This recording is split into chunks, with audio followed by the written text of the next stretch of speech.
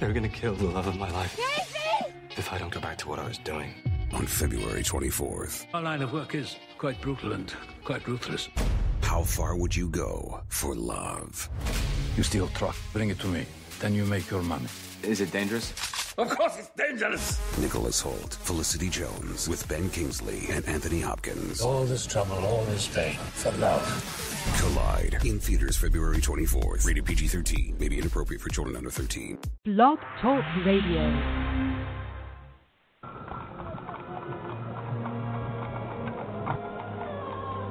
The year, 1888. The place, London's East End. Dead and mutilated bodies are popping up all over, from Stamford to Whitechapel. Jack the Ripper is leaving his mark, and the city's on edge. Yvonne Mason is back with a tale of murder and millinery. The Rhodes Hat Factory is booming while the body count rises. Why now? How are these hats connected? Has the Hatter gone mad? Mad Hatter from Yvonne Mason. Available now on Amazon.com.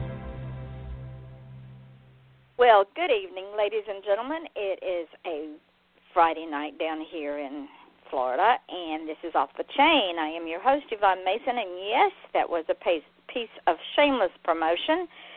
That is my book, The Mad Hatter, and the ad person is a real good friend of mine called Chris Dunham. And if you need voiceover work or an ad or any type of anything, he is on my friends list. Contact him because he's absolutely amazing. He also has his own radio show.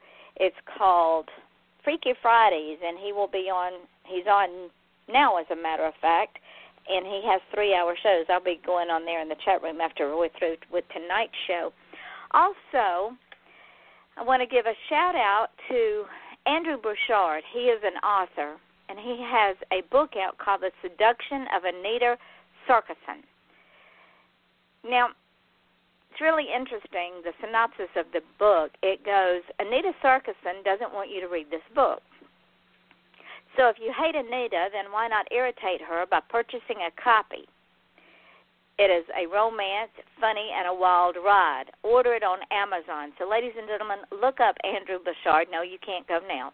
Look up Andrew Bouchard and The Seduction of Anita Sarkeesian. I'm going to try to get him on my show because this book, I didn't even read it, but it's got me intrigued. Now, if you want to do a shout-out or if you want to do an ad, go to advertisecast.com and look up my show Off the Chain. You'll see that my prices are so reasonable, be like you stole it. So just another way for you to get heard out there, folks. I mean, this show is free to people. I don't charge to have my guests come on, and I might as well be giving away the ad prices because they're so inexpensive. But it's to help y'all succeed because I'm only as successful as y'all are.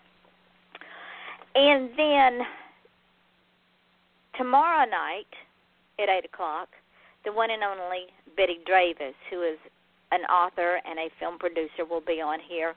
We're going to be talking a lot about the things that she's been doing along with film producer, director Jennifer Dawn. Now, some good news. As of this morning, the numbers on this show, just Blog Talk Radio, are at 4,051 listeners.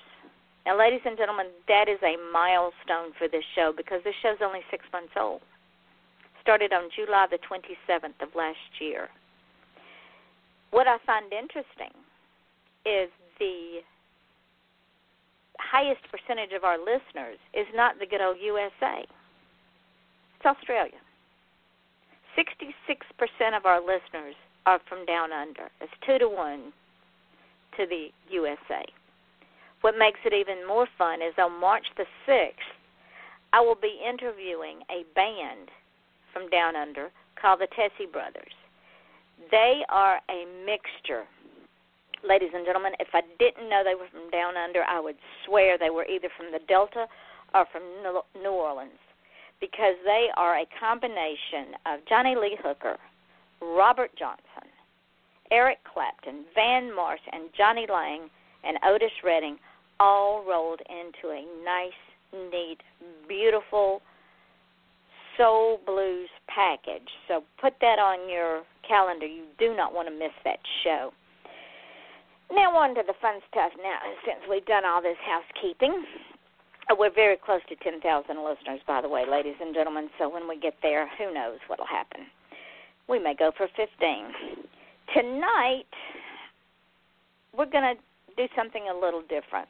I had an open night tonight, and I was trying to decide if I wanted to have a show or just blow it off and take the night off. And a friend of mine, who he doesn't know I've adopted, decided that he wanted to turn the tables, and he wanted to step out of his comfort zone, and he wanted to do something different.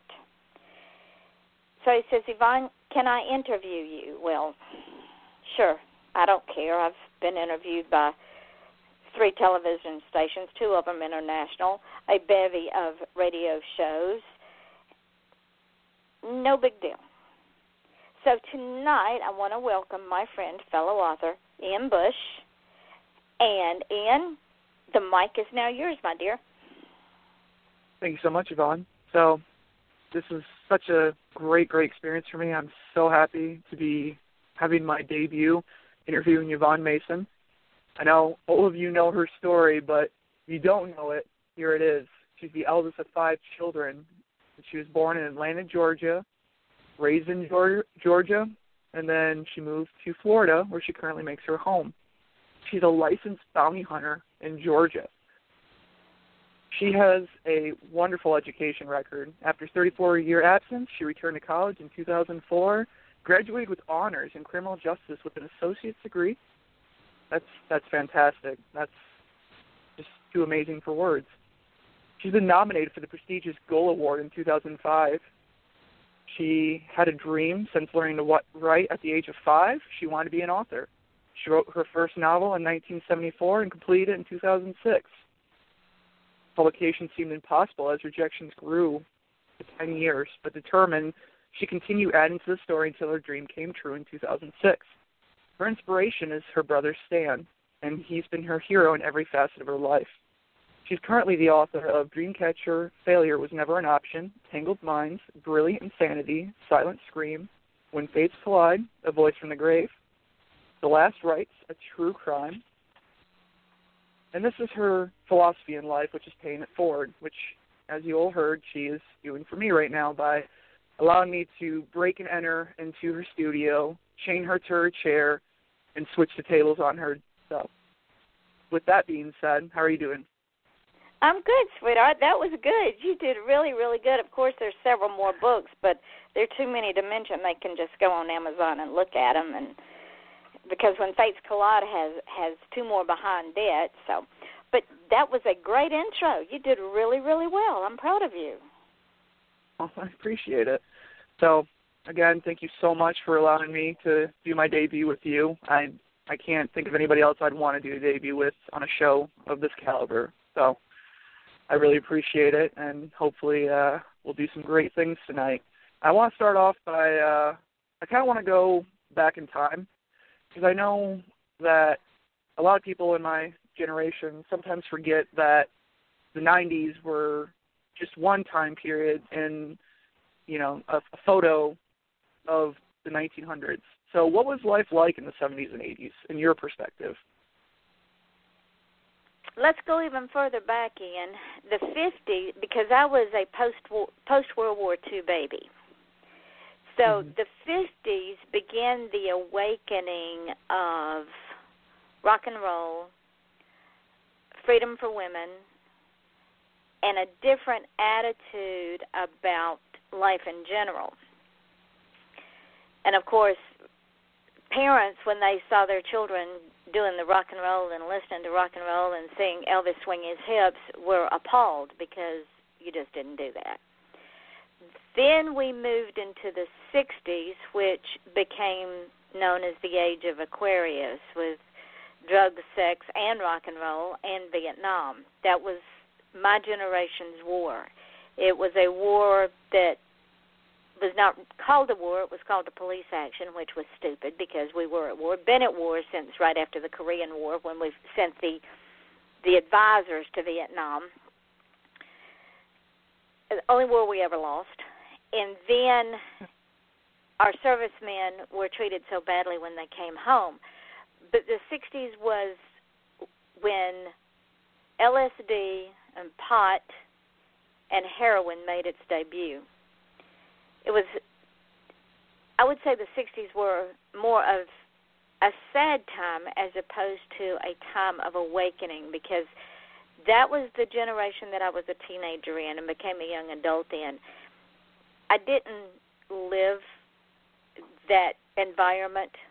I thought it was kind of stupid because too many young people died, and we were losing our men over in Vietnam like shattered glass. And then you had the ones over here that were protesting the war and then spitting on them when they came in. And then you have the flower children that had absolutely no clue as to what was going on, sort of like the millennials today. Then you had the 70s. The 70s was an interesting time because I think the 70s were a time where there was money to be had. People were, I don't want to say richer, but monetary things were easier to get. We finally pulled out of Vietnam when Saigon fell. We saw our first impeachment of a president when Nixon got busted. It was an interesting time, but it was a quiet time. The 80s were sort of up and down. There wasn't a whole lot going on because we had 20 years of peacetime, so people just sort of muddled through their lives like they didn't care what happened. But then I started to see a swing in the late 80s and early 90s. I started to see a swing in our society, and I said then that there was going to come a time when the silent majority was going to wake up and revolt. I was seeing the rumblings. I was seeing the things that were happening, the quiet privilege that were being manipulated and taken away, and the let's become a nanny state and bring all these people up under the blanket of entitlements and start allowing more and more, and I don't mean this in a bad way, but refugees. When we were in Vietnam, Laos, and Cambodia, we brought in hundreds of thousands of refugees that couldn't even speak English. Some of them went to work, some of them lived off the government. But it was a time when the government said, okay, we are going to be a nanny state. Here's all the stuff you want. Here's your Medicaid. Here's your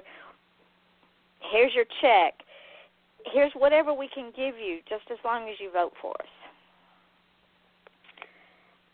Mm-hmm. It was a turbulent time, and then it just morphed itself into this century. It was a time when technology was taking off in a way that was blowing people's minds. Computers were becoming a big thing in the work industry. And it was a time when women were finally being treated as equals on many, many levels. And that's what makes me mad now when I see these stupid women wearing body parts and stupid pink hats on their heads and screaming and dancing around naked in the street in public saying, I want my rights and you're going to see my bloody sheets. What they're doing is they're throwing us back 200 years because the 80s and the 90s was an awakening for women. Mm-hmm. And I saw it. I lived it. I've always been respected as a woman because I demand it for one thing, and another thing, most men are deathly afraid of me, as they should be. But not all women have been respected in the past. Right. But women are going to set us back because they're so stupid. Well, ladies and gentlemen, this is Off the Chain, and we have definitely started on a good foot. So this is why I'm so excited to interview you, because you have a key perspective of history. And my big thing about history, and the reason I love history, is that it's there for a reason. We shouldn't be repeating the same mistakes that we've repeated in the past. So that's why I always try to stress to my generation, to some of my peers, hey, crack open a book and see where we've come from, because we don't want to go back there. It's already in history. No. We don't want to make the same mistakes. We want to make new mistakes, and new mistakes bring new advances in science, technology, exactly what you just stated. So I really appreciate your perspective on that time period, and I think it's important that we still remember that people who've lived through generations have key perspectives that need to be heard. So I really appreciate you sharing that with me. Trying to, I was trying to think of questions. I went through a lot of your old interviews, and it was actually quite just wonderful listening to your interviews throughout the years. There was one interview in 2011, Book and Crime Talk with Jennifer Chase. And there was a couple of questions that I had about that maybe some of the viewers who've gone onto your website and listened to some of your old podcasts might be sharing the same questions that I have. So in reference to that, there was a time when you were talking about your bounty hunting, and you had an astonishing 99% catch rate. I did. How? Who was the 1% that got away? Well, what was I'll it at the end? Up. I will tell you why I had an astonishing 99% catch rate. Number one, I'm tenacious, as you know. Number two, I do not take no for an answer. And number three, I'm very good at what I do. When one has a folder in front of one, and one is looking at it's called a jacket, and in that jacket is all of the paperwork that is filled out when a person puts up bond. And part of that paperwork are names and phone numbers of friends, relatives, and the person that posts the bond. I started, and most people don't want to or don't have the patience to take the time to call these people over and over again and start out being very nice, and as the phone calls progress, not being nice. I'm nice until it's time not to be nice. And 99% of your criminals are not very bright because they will not go out of a 25-mile radius because it's a comfort zone. They either go to mama's house, girlfriend's house, wife's house, ex-wife, ex-girlfriend, or best friend. And best friend or mama is usually the one that posts the bond. So when they skip and I start going down the list, they don't, of course, they're going to protect them. No, I haven't seen Billy Joe, and I don't know when. What do you mean he's gone? Well, okay, I will deal with that for the first couple of phone calls. But then I get down to the person that posts the bond. And after I've talked to this person a couple of times, I finally say, okay, this is what we're going to do. I'm going to come and pick you up, and I'm going to take you in front of the judge because my judge doesn't care what body he has in front of him as long as it is a warm body. You can explain to the judge why you aren't telling me where so-and-so is, or you can go to jail. It doesn't matter to me one way or the other. It's all on you. You posted the bond. You were responsible for this person, so if I don't get him, guess what? You're going to jail. Well, they don't want to go to jail. So they start telling me where they are, and we go get them. Quick story. Going with what you said earlier about how people fear you. I truly feel with all the accomplishments you've done and what you've stated with the bounty hunting that I almost dare someone to say the only accomplishment you haven't done is cure cancer, and I bet you're going to have a smile on your face and say, "Want to bet? Let's watch." You're going to get a degree in science. You're going to find the cure for cancer. I have faith in you.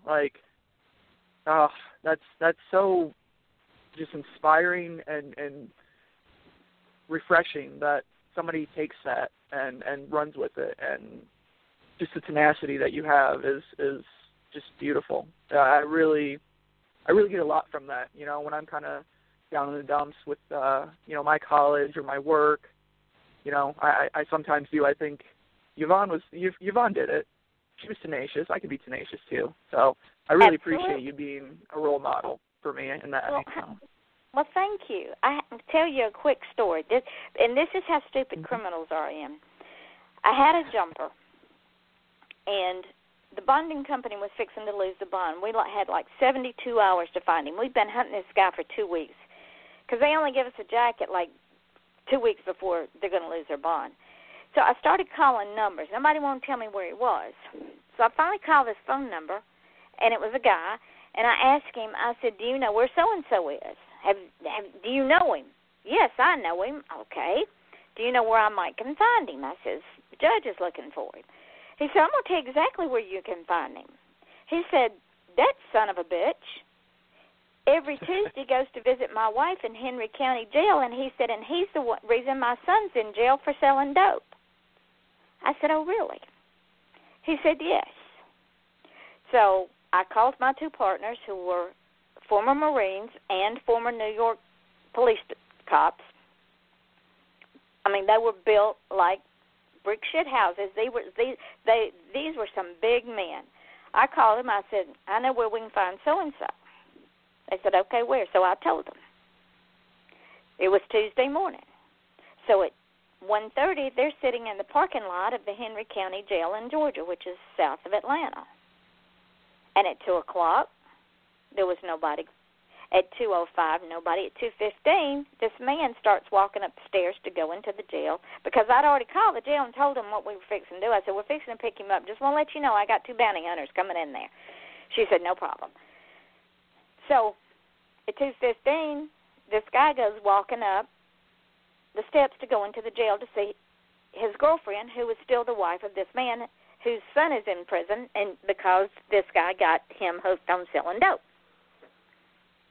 So they picked him up. And he said, how did you find me? And they told him. That's why I'm successful. The only one that got away was a drug dealer who he was out of Queens. He skipped out of Queens. He came to Atlanta. He skipped on us in Atlanta, and what he was doing is he was running drugs up and down the 95 corridor from Queens to Atlanta to Miami and back. I wanted to go to Queens to get him. And my partner said, no, we're not going to Queens. You'll get killed. I said, I don't think so. That was the only one. He said, let Queens get him. That was the only one we never got. So criminals are tuning in right now. The suggestions that we have from these stories is get smarter in crime, and if Yvonne Mason is chasing you, just turn yourself in because she's going to find you somehow, some way. So just make it easy on her.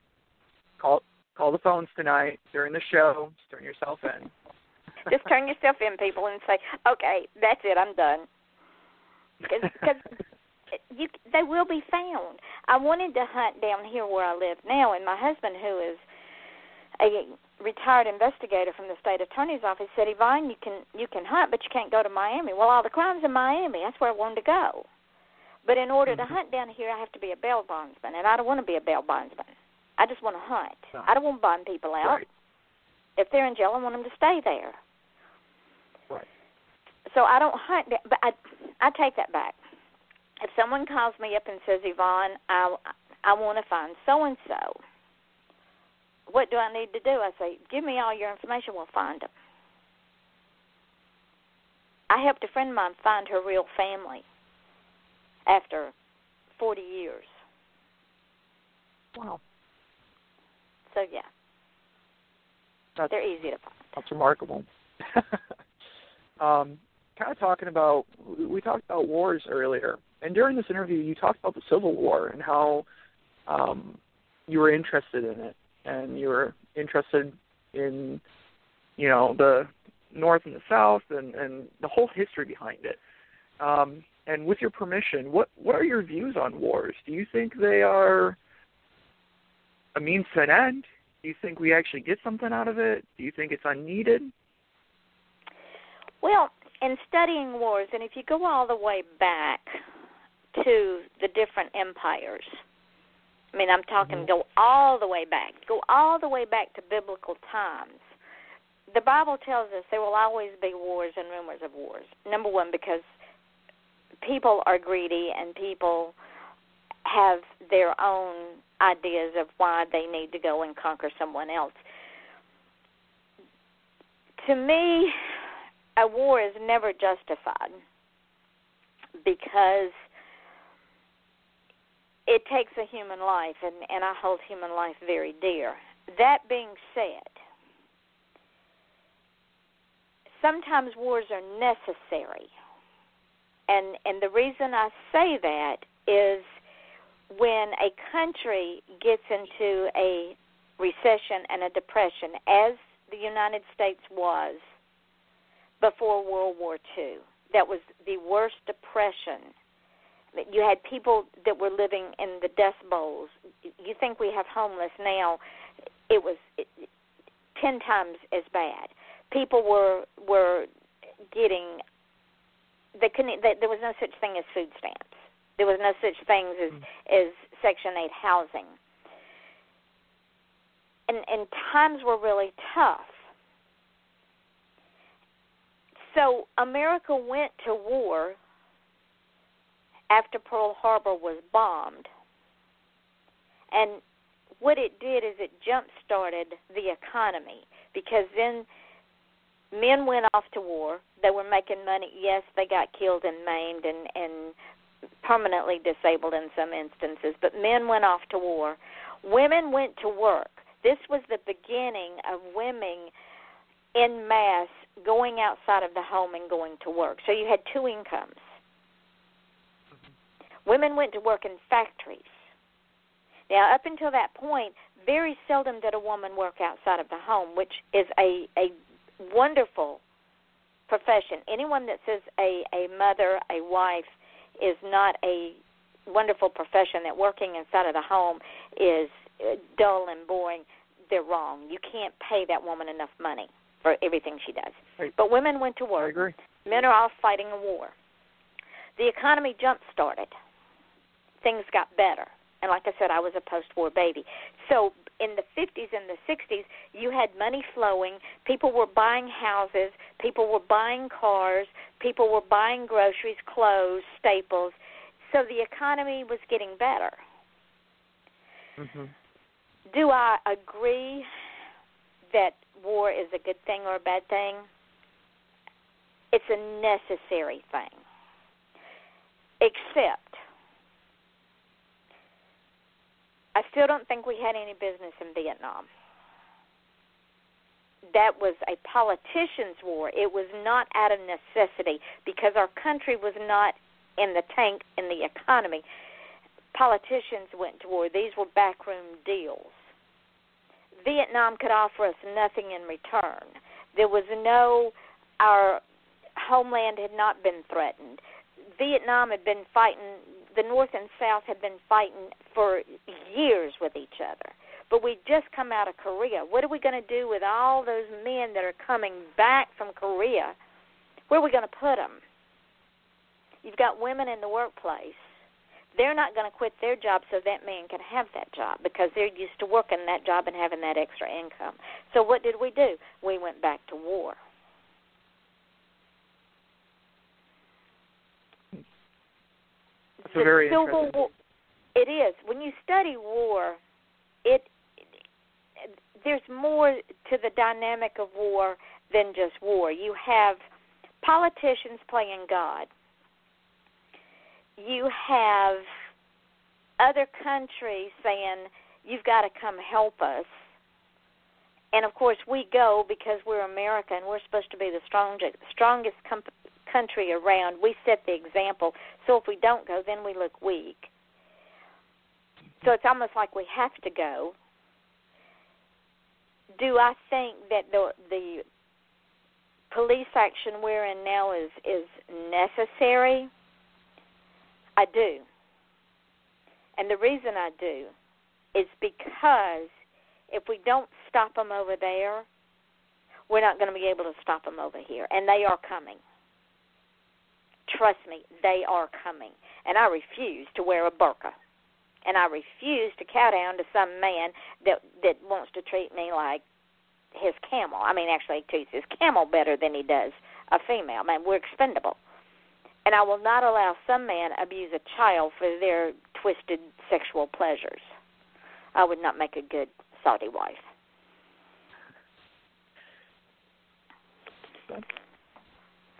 Did that answer your question? That did. Sorry, I'm soaking it all in and trying to see where we're going to go after that one. That one again off the chain. I definitely let you off the chain, and people are entertained. Well, so again, going back to listening to your interviews, you had another one in 2012, Surviving and Thriving with Yvonne Mason with Laura Disgrohaven on the Networker for Businesswomen. Uh-huh. And you started your career early. You I were did. 5 years old, answering phones. Uh-huh. And I loved your story about how a gentleman called and he asked you if you could write and if you could take a message for him, and you surprised him, and you said that was one of your proudest moments while you were answering phones. And yeah, he insulted went me. To show. I was kind of pissed off at him. He insulted me. Right. That's what you said during the interview, but you spun it and you said that was one of your proudest moments, that you stood up for yourself and you kind of internalized that. Yep. I think that was a really neat story to hear from you. And, along those, you've raised 4 children. Did you instill the same views and strengths in your children as well, you feel? The 4 children I raised were my siblings. I have 3 of my own.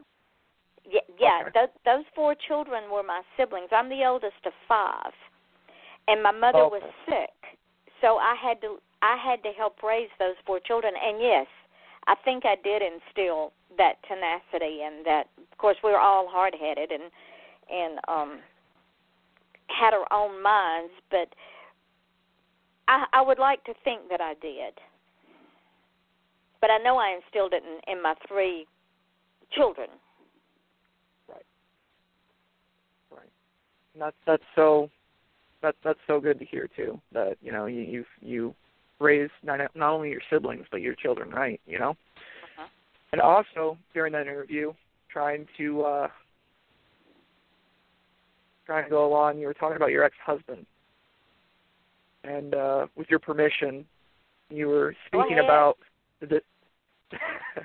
you're speaking about the disdain, about his lies and manipulation, and I think it's just amazing that you're a survivor through that. When I was listening to that, I couldn't believe. I knew you were a strong woman, but when I heard what he did, I was like, man, she is just a wall. Like, she is so unstoppable. But you spoke with disdain about the lies and manipulation. Do you feel there is good manipulation and lies? Do you feel as authors that we kind of do this? We manipulate and lie in our stories when we craft our tales? Or do you believe that in every story there's a little piece of us that we put in there, that it's our own reality? So in that way, it could potentially be a good manipulation for people. It's entertaining. What do you think? In writing our stories and our fiction stories, they're not lies. We're storytellers. We're entertainers. Now, and I do agree that in writing our stories, we can't help but to put a piece of ourselves in that story, an essence of ourselves. Because if we don't, then the story is dry as bone dust. We have to put some of our emotion in that story in order for the reader to want to turn that page. It's not a manipulation, because we're entertainers, we're storytellers, and whatever the reader chooses to get out of that story, hopefully it's not only entertaining, but it's also educational. Because if you'll notice, in all of my books that are fiction, they're thoroughly researched. Wherever I place my characters and my plot, that area is thoroughly researched. So you get a bit of history of the place as well as the story. Mm-hmm. Now, do I think that manipulation can be a good thing? Let's take your young daughter, for instance. She's a year old, right? Yes, ma'am. You want little Winnie, and every time I say that name, it makes my heart swell because my grandmother, who I love dearly, that was her name. You want her to be the best young lady that she can be as she grows. You're going to train her and teach her and motivate her in that direction. Is that a form of manipulation? One could say so. But it is not a form of mental abuse, that's the difference. When someone is abusing someone else and they manipulate them, they do it through mental and emotional abuse. Mm-hmm. You want to manipulate Winnie in the right way so that she'll be a strong woman to stand up for herself without worrying, is Daddy always going to have my back? Daddy will always have her back, but you want her to be able to stand on her 2 feet. So, yeah, if you want to manipulate her in that direction by your positive reinforcement, your love, your strength, showing her that you love her mother, is that a form of manipulation? It could be called that, but it's also a form of visual affirmation, where when someone is abused and they're manipulated, the abuser manipulates them in an evil and dark way.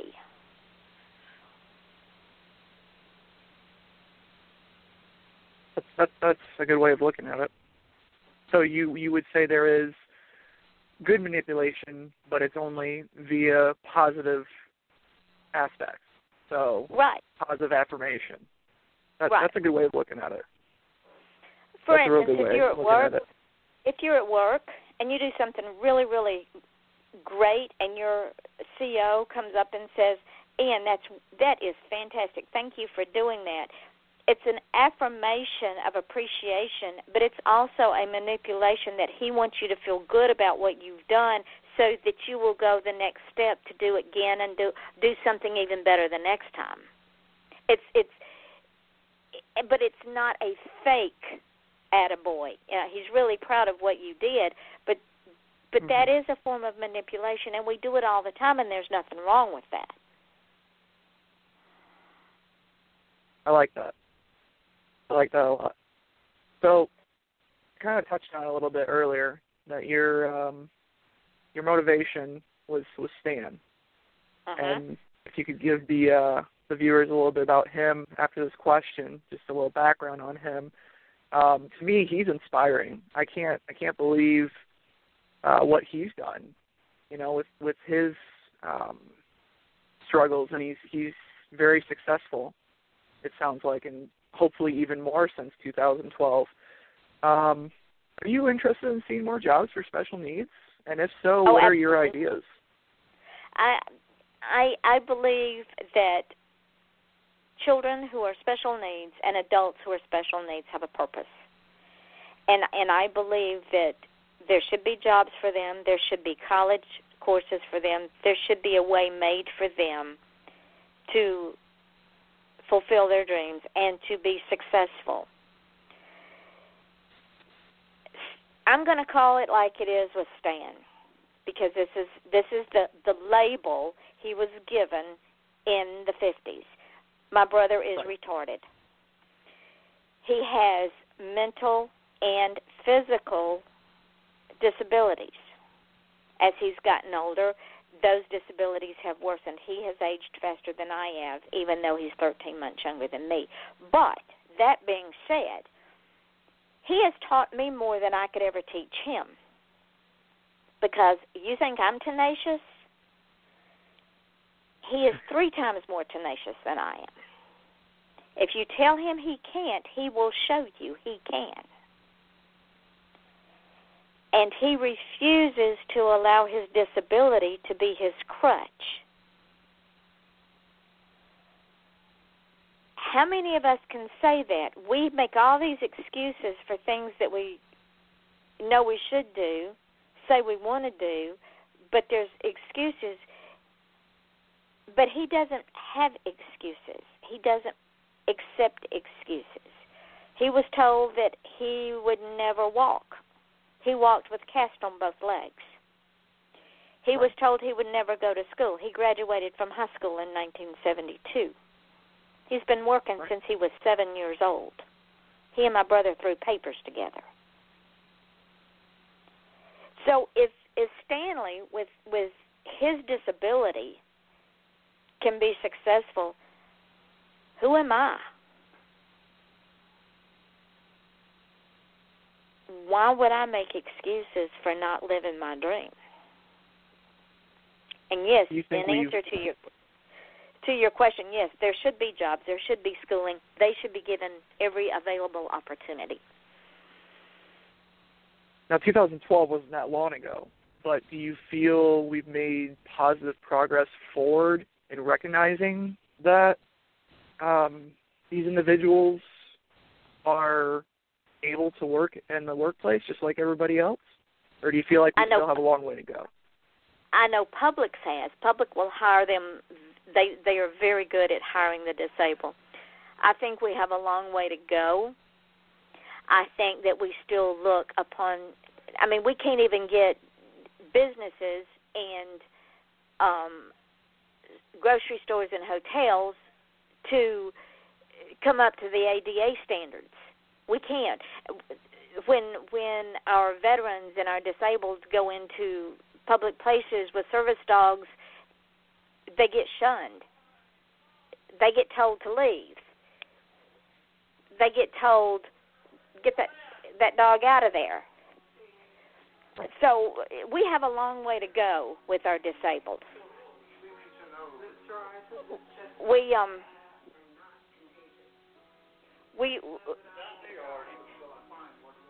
We need to take a step back and rethink a lot of things because they have a purpose. I really do agree. I fully agree as well. We need to be better about recognizing that everybody has a place, and sometimes that place needs a little bit more assistance than others, but they still have a place. They still have a purpose.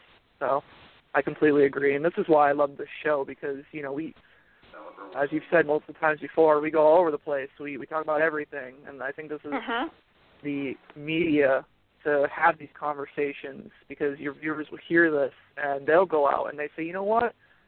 They brought up special needs folks today. Maybe in my business I own, maybe I should start doing a little bit just local change that would be good for the common good. This is why I love this show. Even if they're a door greeter, even if my brother started out washing dishes in a restaurant and bussing tables, he went from there to being a janitor in a grocery. Well, no, he went from working into a government building as a machinist or something. I forgot what he had his hand crushed, but he went from there to being a janitor in a grocery store. Then he went from being a janitor in a grocery store, and God loved Publix because when he went to interview for the job at Publix, he says, I don't want to be a janitor anymore. And the manager said, well, what do you want to do? He says, I want to stock. Now, Ian, my brother can't read like you and I do. And when they bring those trucks in, they have a manifest.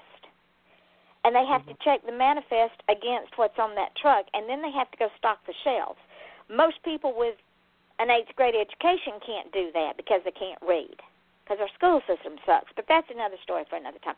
But they gave him a chance to be a stock person, and he did it for years until his memory started going. He's now back to being a janitor, but he's still with the same Publix. He'll be there for 20 years next year, but they gave him a chance.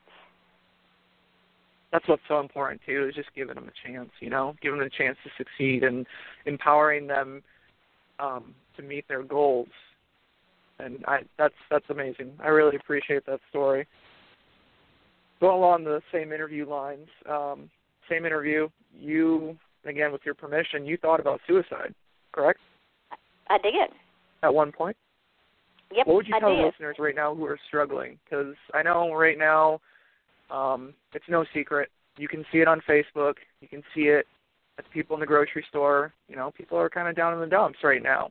And what would you tell them if they ever get to that point? My best advice, what helped me was that, number one, if I died, it'd make too many people happy. You want to know the truth? I'm not into giving making that satisfaction. Right, I'm not into making people happy. And number two, what a waste, because I've got so much more to offer, and why, number one, would I want to make people happy? And number two, that's not my job to do. My life is a gift, and I almost screwed it up. So why would I want to throw my maker's gift back in his face? Right. And why would I want to leave things undone here that still needed to be done? So once I crawled out of that pit and slapped myself around a couple of times and said, "You stupid woman," I realized that, number one, it made too many people happy, and I'm not about doing that. And number two, there's so much more to do, and the reason for that thought wasn't really worth my time anyway. And there's always tomorrow. You give yourself 24 hours. Yeah, if you get hurt, so what? You'll get over it. You'll move on. You won't bring it in the future with you. You'll leave it back there where it belongs. And you will be more fulfilled, and you'll be stronger, and you'll be ready to take on the world, because nothing can hurt you anymore. Tell them to bring it. Right. That's a great way of looking at it. So I hope that helps a lot of people, you know. And it goes to show that if you, like you said, if you did what you were planning on doing, you wouldn't have the show, and you wouldn't reach so many people. And, you know, you, like you said, you found your purpose. You knew you had a gift, and you used it. Going along those lines of gifts and you know, and all that, what's your biggest fear or your worst horror? I know it's kind of a weird segue, but every horror story and every horror author has something deep, dark inside them that makes them stay up at night. What's yours and why? That I have to kill somebody that's hurting one of my loved ones. Really? Yeah. And I say that, Ann, not in jest, but in all seriousness. I'm not afraid of dying, because I've almost died 3 times, so I'm not afraid of dying. I have been beaten. I have been raped. I have had a gun stuck to my head. I have been almost thrown out of a car. What else are people going to do to me? So I have no fear except having to kill somebody because they're hurting someone I love. I'm not afraid they're going to hurt me, because I know how to protect myself. I took all of the martial arts courses. I own several firearms. I know how to use them. I'm a crack shot. And if that doesn't work, I'll beat them to death with my 3-foot nightstick. And I'm 4'11". But I don't want to have to take a life because someone is hurting one of my children, one of my grandchildren, or my husband, or someone I care about, because I will in a heartbeat, and I know that about me. But if that's a fear, that would be my biggest fear. That's strong for you to say, too, because we've already touched on it a little bit, the empowering of women. A lot of women wouldn't fear killing someone. Obviously, I'm not a woman, so I cannot speak on behalf of women, but I believe the general fear is they're afraid of being killed and being put in those positions that you already stated. Going along those lines, do you feel that women are becoming more empowered? Because you stated earlier that we've kind of had a trend that they're becoming more and more empowered. Do you think we've met that goal of empowerment, or do you think we have a long way to go on that? I think that we are not there yet. I think that we have come a long way, but if the women keep behaving as they're behaving, we will lose that empowerment. The reason women there's an old saying that goes, the hand that rocks the cradle rules the world. And that is very true. Women are empowered. Okay, all you feminists, plug your ears if you don't want to hear it. Women are empowered because they empower men. I know, that sounds strange. I am a very independent, successful, powerful woman. And the reason I am all those things is because, number one, I respect men. I grew up respecting men. My mother taught me to be independent and powerful, but she also taught me to respect men. And the reason she taught me to respect men, number one, is there are things that I physically, as a woman, cannot do, and there's nothing wrong with that, okay? It's like my sensei said, Yvonne, you can't physically pick up and take down a 200-pound man. Number one, you're not tall enough, and number two, you don't weigh enough. I mean, when you're 4'11" and you weigh 100 pounds, you can't physically pick up and take down a 200-pound man. He says that's why you have a ball bat, and that's why I'm going to show you how to take out his knee. But I respect men, and because I respect men, they respect me. I don't talk down to men. I don't mentally, emotionally, or spiritually castrate men. I don't treat men like they're the dirt under my shoe. And because of that, I am empowered.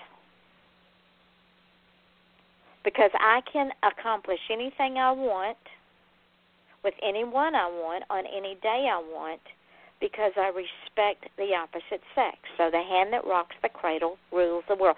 Think of Margaret Thatcher, the Prime Minister of England. I like that.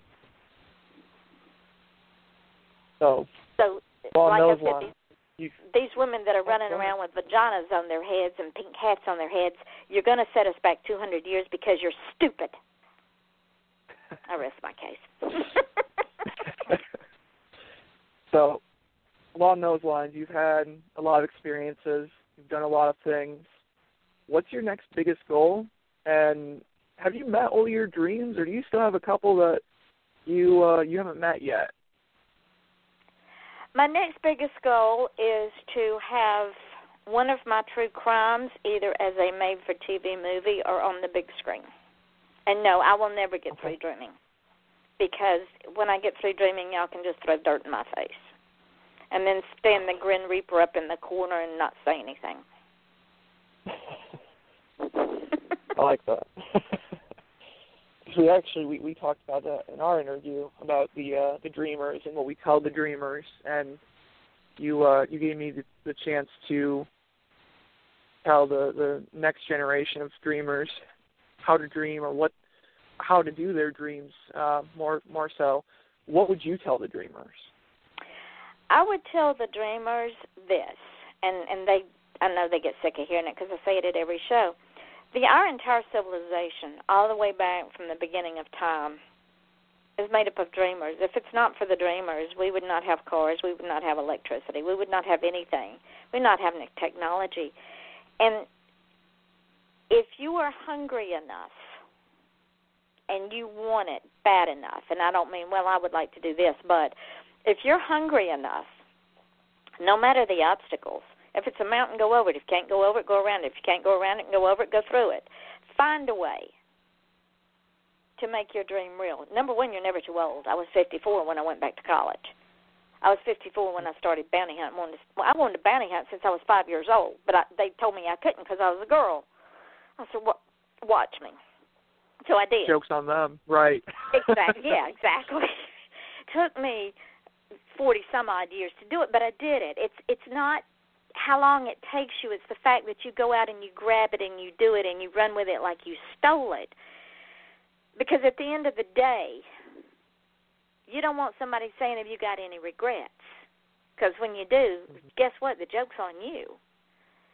And I don't want to be known just for the dash between my name. I want to know that they said, yeah, she went out kicking and screaming because she wasn't ready to go yet. She had other things to do. So live that dream. Make it real. And if you have to take a different path for a little while, okay, but come back. Everything leads back to your dream if you let it. And you put it out there in the universe. And you got about 2 minutes before they cut us off, my friend.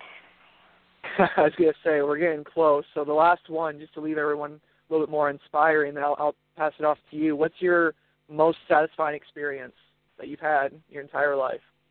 I know it's a loaded question, but entire life so far. What's your most satisfying experience? What was the most thought-provoking, just the best? Getting my first bounty. Really? Yep, that was even more adrenaline rush because, see, I don't pick them up. I just do the hunt because I was working another job. But the hunt itself and making that a conclusion, there's nothing like it. You get an adrenaline rush when you pick up that bounty. And while publishing my first book at 55, 56 years old was exciting, getting that bounty was like my drug of choice. Well, I know I've been saying it throughout the entire show, but I appreciate you letting me do my debut. I appreciate the listeners for tuning in.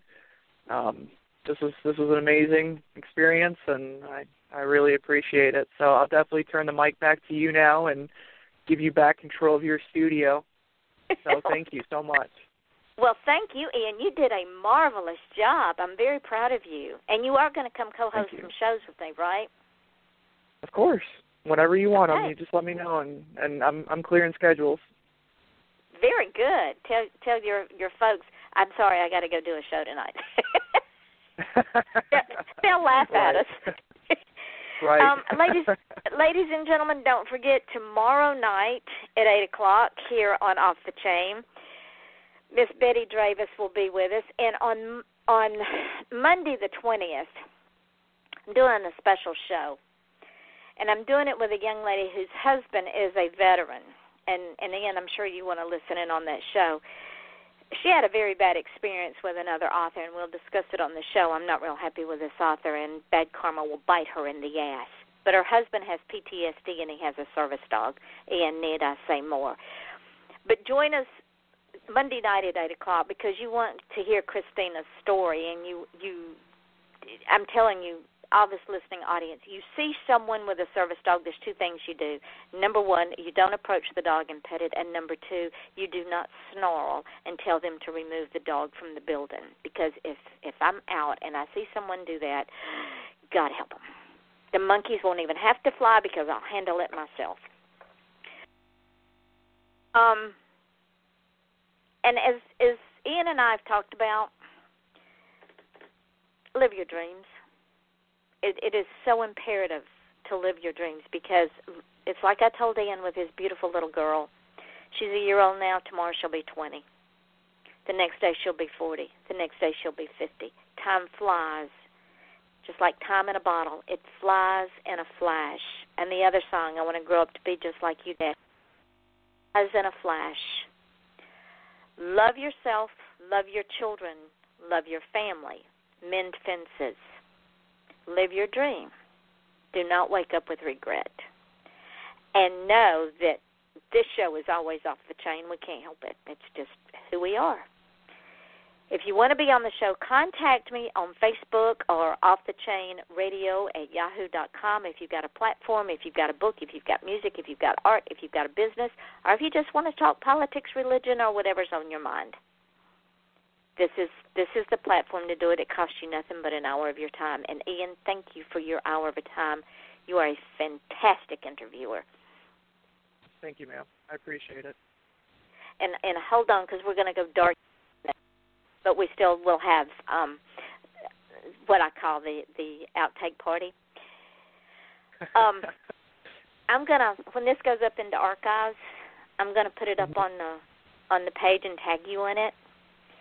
Okay. And I want you to spread it around, not for my sake, but for yours, because you have a talent, you have a gift. This might be something new for you. Appreciate it. Hey, I told you nothing about me. I'll let you go and dig up whatever you wanted to dig up. And your questions were not only thought-provoking, they were sincere. They were personal, which a good interviewer always will ask personal, because you want your audience to know the person. They were honest. They were, what's the word I'm looking for? It's dark 30. In other words, you have the ability, like I do, to draw things out of people because you're a listener. I appreciate that. I really do. So, well, I hope I brought some current events too. That's my big thing. We gotta not only remember the past, but we gotta get our heads in the current too. We gotta figure out what's going on and how we can help. You know. I agree, because one person can make a difference, and they don't even know they've made the difference. Right. And while some people will say, well, Yvonne, you just don't understand. It's a different time, different place. No, it may be a different time and a different place. But when you think about it, Ian, I'm 65 years old. So how many decades have I lived through? I've lived through an entire century almost. Right. I've seen changes that these young people haven't seen and don't understand. And especially some of these women, I want to strangle them, because what they don't understand is when they get to be 60 years old, how are they going to explain to their grandchildren that they were completely stupid? I think the big thing too is that we were good debaters with each other. We both appreciate our perspectives and values, and I think that's our biggest downfall today is we get kind of stuck in a box and we say, well, that doesn't go along with what I think, so I'm not going to listen to you. We need to be a little bit better about listening to each other and trying to walk a mile in the other person's shoe and listen to the perspective. Actually listen instead of shut them off when it starts getting scary, or we need to have those scary conversations, you know? I agree, because in listening to another person, we might find that we have more in common than we think. Right. So I'm going to get off from here, my sweet friend, and thank you so much. That was really, really fun. I enjoyed that. I hadn't done an interview in quite a while, so I didn't want to get rusty, and I appreciate you taking me on. I can be challenging. Trust me, the fun was mutual. I had a blast, too. I'll definitely, whenever you need someone, I'll definitely be there for you, so. Well, let me look and see what I got coming up, because I know I've got. Let me see what I've got here. What have I got? Mary Brotherton, Christine McCormick. How'd that get to the bottom of the pile? Oh, I see what I did. Let me go back and see what I've got coming up, and sure. I'll get you to. I'll set you up on some shows and say, can you do these with me, and we'll double tag team people. I tell you what, if you Cypher is coming on, I have to go back and see when Cypher's coming. I want you to come on with me with Cypher. They're a band out of Canada. Okay. No, I appreciate the opportunity. Because who knows, I may need somebody to do the show for me one night. You would be perfect. I appreciate that. Thank you so much. Thanks for the opportunity. And Everybody needs a backup. Oh, yeah. So, my friend, I appreciate it again. You're welcome, darling, and I will talk to you later, and I'll get this show up shortly. Of course. Have a good night. Good night, darling. Bye-bye. Bye. They're gonna kill the love of my life. Casey! If I don't go back to what I was doing. On February 24th. Our line of work is quite brutal and quite ruthless. How far would you go for love? You steal truck, bring it to me. Then you make your money. Is it dangerous? Of course it's dangerous! Nicholas Hoult, Felicity Jones, with Ben Kingsley and Anthony Hopkins. All this trouble, all this pain, for love. Collide. In theaters February 24th. Rated PG-13. May be inappropriate for children under 13.